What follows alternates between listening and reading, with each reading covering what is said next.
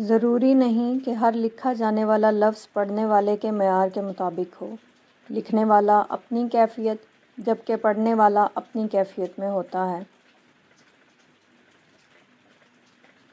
بدلتی ہوئی چیزیں اچھی ہوتی ہیں مگر یقین کیجیے بدلتے ہوئے اپنے بہت تکلیف دیتے ہیں۔ لوگوں کو اپنی اچھائیاں بتا بتا کر ان کے ساتھ رہنے کی بھیک مت مانگیں۔ اپنی کچھ برائیاں بتا کر دیکھیں کہ کون کون ساتھ چلتا ہے، سب معلوم ہو جائے گا۔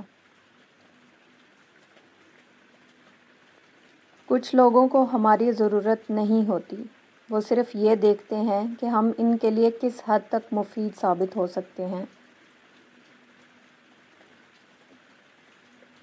خوبصورت زندگی کا راز، دعا کی جائے، دعا دی جائے اور دعا لی جائے۔ محبت اور دوستی یہ دو چیزیں ہر طوفان کا مقابلہ کر سکتی ہیں، مگر ایک چیز ان دونوں کے ٹکڑے ٹکڑے کر سکتی ہے اور وہ ہے غلط فہمی۔ دل دکھانے پر بھی جو شخص آپ سے شکایت تک نہ کر سکے، اس شخص سے زیادہ محبت آپ کو کوئی نہیں کر سکتا۔ وہ احساس بہت ہی الگ ہوتا ہے جب اللہ کی محبت کو محسوس کرتے ہوئے آنکھوں سے آنسو بہنا شروع ہو جاتے ہیں۔ دنیا بھی بڑی عجیب جگہ ہے۔ جب چلنا نہیں سیکھا تھا تو کوئی گرنے نہیں دیتا تھا، اور جب سے چلنا سیکھا ہے تو قدم قدم پر لوگ گرانا چاہتے ہیں۔ دل جس بات پہ ضد کرتا ہے، رب اسی بات پہ آزماتا ہے۔ زندگی کا سادہ سا اصول بنا لو، کسی کی مدد کر سکتے ہو تو کر دو اور بدلہ اللہ پر چھوڑ دو۔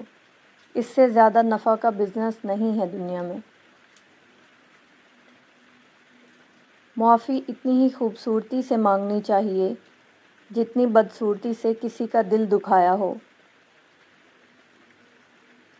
زندگی میں ملتا تو بہت کچھ ہے، بس ہم حساب اسی کا رکھتے ہیں جو نہ مل سکے۔ سب سے خطرناک ناراضگی وہ ہوتی ہے جس میں آپ کبھی اس شخص پر جتاتے نہیں کہ آپ ناراض ہیں۔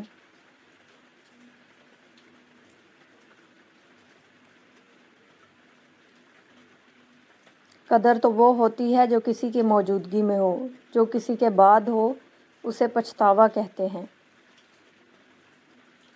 جس طرح چھوٹے چھوٹے سوراخ بند کمرے میں سورج طلوع ہونے کا پتہ دیتے ہیں، اسی طرح چھوٹی چھوٹی باتیں انسان کا کردار نمایاں کرتی ہیں۔